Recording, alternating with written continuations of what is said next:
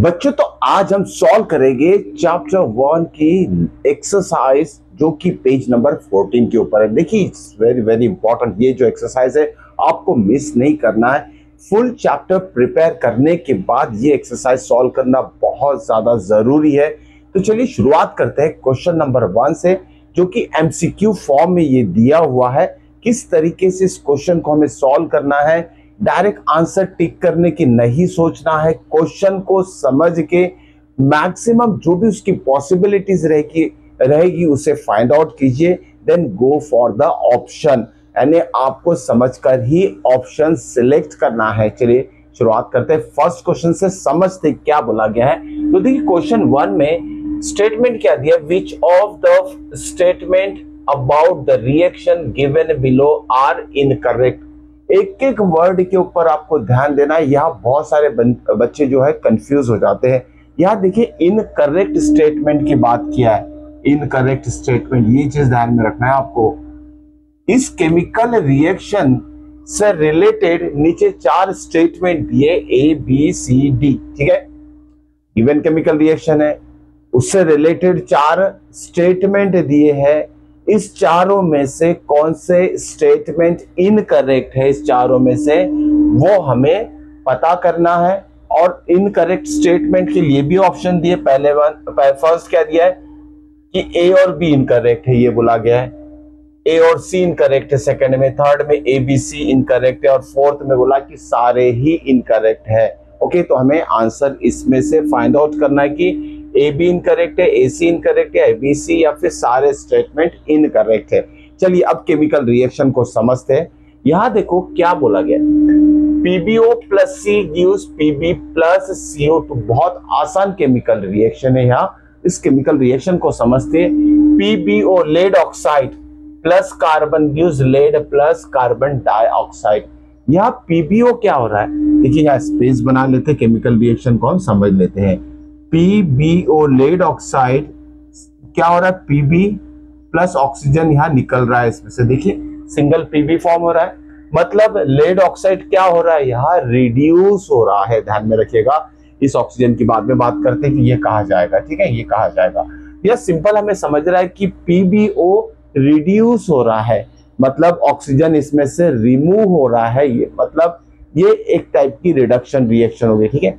उसके बाद अब यहाँ कार्बन की बात, ये अभी जो ऑक्सीजन यहाँ से रिमूव हुआ लेड ऑक्साइड में से, जो ऑक्सीजन रिमूव हुआ है, ये जो ऑक्सीजन है इस कार्बन में ऐड होके क्या बन रहा है, कार्बन डाइऑक्साइड। यानी हम लिखेंगे C+O2 ले लेते हैं, बाद में बैलेंसिंग कर लेंगे तो CO2 फॉर्म हो रहा है, ठीक है। इसका मतलब क्या बोलेंगे हम, oxygen is added to carbon, तो कार्बन क्या हो रहा है, यहाँ ऑक्सीडाइज हो रहा है।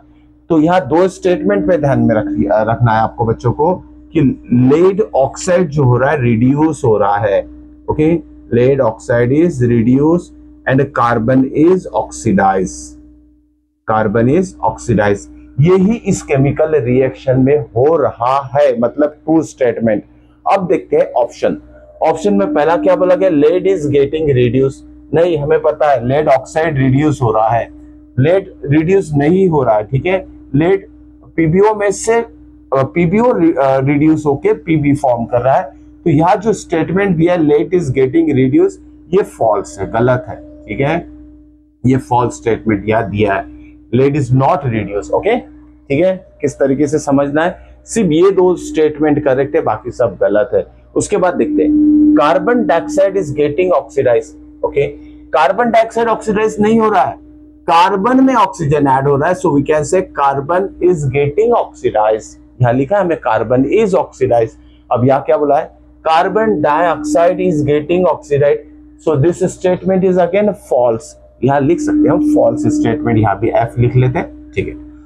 उसके बाद 4th स्टेटमेंट क्या दिया, कार्बन इज गेटिंग ऑक्सीडाइज। सही बात है, कार्बन इज गेटिंग ऑक्सीडाइज, ये ट्रू स्टेटमेंट है, यहाँ लिख लेते हैं statement is true. And last PbO is getting reduce, सही बात है, PbO जो है रिड्यूस हो रहा है, so this statement is also true.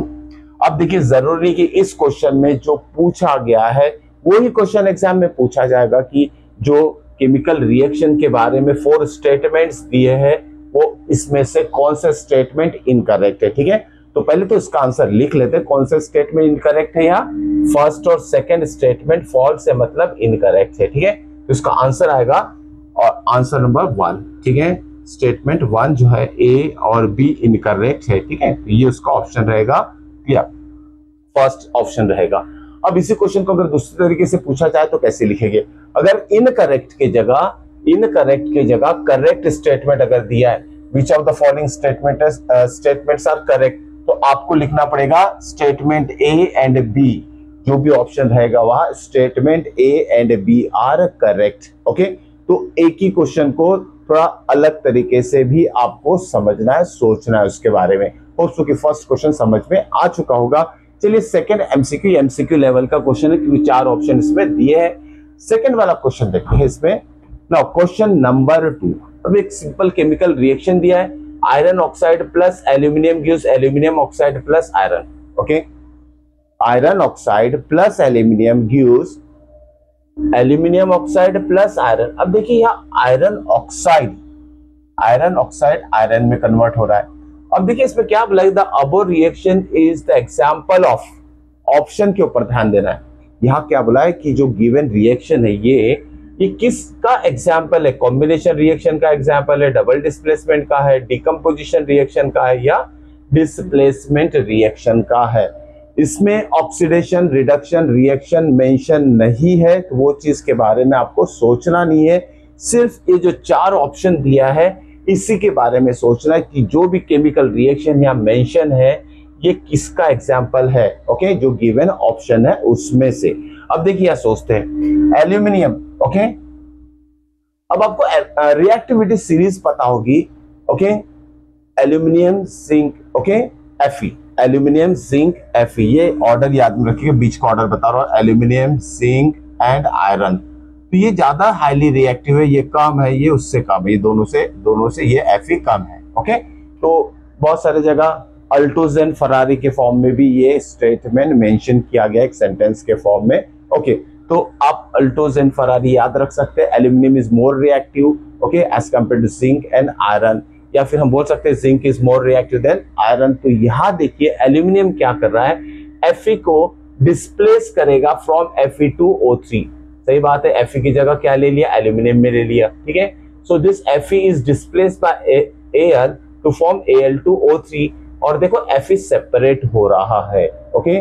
जब किसी केमिकल रिएक्शन में highly reactive metal, okay, aluminium is more reactive as compare to Fe, highly reactive metal या more reactive metal displaces less reactive metal, then such a reaction is said to be displacement reaction. तो यहाँ देखिए displacement reaction का यहाँ में option मिला है D, so the answer is D, okay. So this is the example of displacement reaction, जिसमें कि मोर रिएक्टिव मेटल जो है लेस रिएक्टिव मेटल को डिस्प्लेस कर रहा है। So this is the simple MCQ level question. अब बारी है थर्ड क्वेश्चन की, क्वेश्चन नंबर 3, ठीक है। अब क्वेश्चन नंबर 3 को डिस्कस कर लेते हैं। It is very very important, ध्यान में रखिएगा, इस लेवल के क्वेश्चन को आपको सिर्फ ऑप्शन कभी लर्न नहीं करना है, किसी भी लेवल के एमसीक्यू से रिलेटेड क्वेश्चंस आते हैं तो समझ के ही आंसर करना है, क्योंकि एक ही एमसीक्यू लेवल का क्वेश्चन अलग अलग तरीके से पूछा जा सकता है। जैसे कि इस एग्जांपल को मैंने समझाया है, incorrect statement and correct statement के फॉर्म में पूछा जाता है। तो हर एक वर्ड के ऊपर आपको ध्यान होना जरूरी है कि क्या एग्जैक्टली पूछा गया है, ठीक है। Now question number 3, what happen when dilute HCl, HCl means hydrochloric acid, okay, dilute hydrochloric acid is added to the iron filling, okay. Dilute hydrochloric acid जब आयरन फिलिंग में मतलब आयरन मेटल में add करते हैं तो क्या होगा। चलिए इसके ऑप्शन देखने से पहले हम केमिकल रिएक्शन परफॉर्म कर लेते हैं। अब देखिए व्हेन आयरन फिलिंग में हमने डाइल्यूट हाइड्रोक्लोरिक एसिड ऐड कर दिया, ठीक है। So talking about the reaction between iron and hydrochloric acid, ठीक है। अब हाइड्रोक्लोरिक एसिड जो है एक्वस फॉर्म में रहेगा, दिस इज सॉलिड, ओके। अब देखिए दोनों के बीच में जो केमिकल रिएक्शन होगा तो क्या फॉर्म होगा, ठीक है। केमिकल रिएक्शन फिर से यहाँ क्या होगा, आयरन इज मोर रिएक्टिव बोल सकते हैं एज कंपेयर टू हाइड्रोजन। तो ये यहाँ जो फॉर्म होगा FeCl2 आयरन क्लोराइड फॉर्म होगा और हाइड्रोजन गैस रिएक्ट होगी। अब एक और इम्पॉर्टेंट चीज बता देता हूं मैं आपको, ये आपको परमानेंटली अच्छे से कहीं लिख कर रख लीजिए। ओके, बहुत इंपॉर्टेंट है, ध्यान में रखिए, क्योंकि आने वाले चैप्टर्स में भी ये जो पॉइंट मैं बता रहा हूं वो आप उसका कहीं ना कहीं यूज जरूर होता ही है। अब देखिए आयरन क्या है, मेटल है। HCl फॉर हाइड्रोक्लोरिक एसिड, मतलब एसिड है। जब कभी मेटल एसिड के साथ रिएक्ट करेगा, जब कभी मेटल एसिड के साथ रिएक्ट करेगा तो हरदम ध्यान में रखिएगा हाइड्रोजन गैस ही रिलीज होगी। ये चीज ध्यान में रखना है। Okay, whenever metal react with acid always hydrogen gas is release. Okay, ये चीज आपको, ये पॉइंट अच्छे से नोट डाउन करके रखना है। बहुत सारे जगह इस चीज का, इस पॉइंट का आपको जरूर बेनिफिट मिलेगा, ध्यान में रखिएगा। तो हाइड्रोजन गैस रिलीज कब होती है? जब भी मेटल किसी एसिड के साथ रिएक्ट करेगा तब हाइड्रोजन गैस रिलीज होती है। साथ में और एक इंपॉर्टेंट पॉइंट यहाँ ध्यान में रखिएगा, क्योंकि इससे रिलेटेड बोर्ड एग्जाम में क्वेश्चन पूछा जा चुका है। ओके, तो हाइड्रोजन गैस की प्रॉपर्टी याद में रखिए, लिख के रख लीजिए। It is colourless odourless gas. Hydrogen gas की प्रॉपर्टी क्या है? It is colourless odourless gas, क्योंकि इसकी प्रॉपर्टी से रिलेटेड भी क्वेश्चन बोर्ड एग्जाम में पूछा जा चुका है। ओके, अब आते हैं इस क्वेश्चन नंबर 3 के ऊपर हम आते हैं। देखिए, इस केमिकल रिएक्शन से रिलेटेड 4 ऑप्शन हमें याद दिया है, A, B, C, D। अब देखो, what happen when dilute hydrochloric acid is added to the iron filling। ठीक है, हमने देख लिया क्या फॉर्म हो रहा है, आयरन क्लोराइड फॉर्म हो रहा है और हाइड्रोजन गैस रिलीज हो रही है। ये प्रोडक्ट हमें मिल रहे हैं, iron chloride and evolution of hydrogen gas. ये 2 प्रोडक्ट के बारे में थोड़ा देख लेते हैं, इससे कुछ मैचिंग स्टेटमेंट ऑप्शन में दिए हैं क्या। ठीक है, यहाँ बोला है H2 gas and iron chloride, sorry it is 2 iron chloride, okay, are produce. सही बात है, H2 gas and iron chloride are produce, तो सही बात है, दिस स्टेटमेंट इज ट्रू। अब आगे के स्टेटमेंट भी चेक करते हैं। Chlorine gas and iron hydroxide, यहाँ तो कोई भी दिया है, दिख ही नहीं रहा क्लोरीन गैस जो कि Cl2 से रिप्रेजेंट करती, तो ऐसी कोई गैस यहाँ हमें नहीं दिखाई दे रही है प्रोडक्ट में। Okay, so this statement is not correct. No reaction takes place, यहाँ तो रिएक्शन हो रही है, तो ये ऑप्शन भी क्या है? ये ऑप्शन तो गलत है, ये भी ऑप्शन गलत है। ठीक है, केमिकल रिएक्शन हो रही है, हाइड्रोजन गैस रिलीज हो रही है। ठीक है, लास्ट ऑप्शन क्या है? Iron salt and water are form. Water तो यहाँ कहीं दिखाई नहीं दे रहा है। ठीक है, तो ये तीनों ऑप्शन जो है B, C और D ये गलत है।